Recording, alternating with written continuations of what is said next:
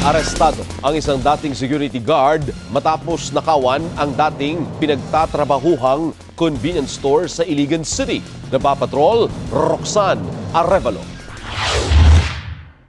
Sa kuha ng CCTV, makikita ang gwardiya at cashier na hindi mapakali matapos lumapit sa counter ng isang convenience store sa Iligan City. Bumalik ang gwardiya at cashier na hindi mapakali matapos lumapit sa counter ng isang convenience store sa Iligan City. Bumalik ang gwardiya at ikinadena ang pintuan sa loob. Biglang may isa pang lalaking lumabas mula sa likod ng refrigerator at kalmadong lumakad papunta ng pintuan. Hindi binitawan ng gwardiya ang kadena pero pinilit lumusot sa puwang ng pintuan ng lalaki hanggang sa nabasag ang pinto at tuluyan ng nakatakbo. Tangay niya ang higit 12,000 piso na kinuha sa cash register. Natunton pa rin ng mga pulis ang lalaki sa kanyang bahay sa barangay Mahayahay.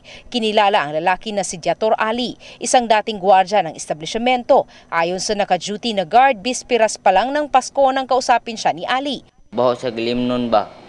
Wala ra ko gambat. Sabi niya amoy alak ito. Pumuslit ang sospek papasok sa tindahan nang makaidlip siya. Hindi na ito lumabas at nagtago. Hanggang sa inabutan siya ng pagdating ng cashier. Nagduda ang dalawa na may tao sa likod ng refrigerator dahil ilang paninda nila ang nagkalat na kaya kinadinahan na ng gwardiya ang pintuan sa loob.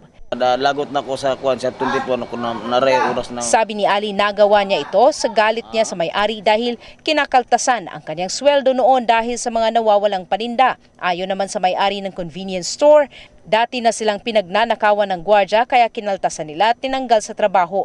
Kinasuhan na ng robbery ang suspect. Roxanne Arevalo, ABS-CBN News.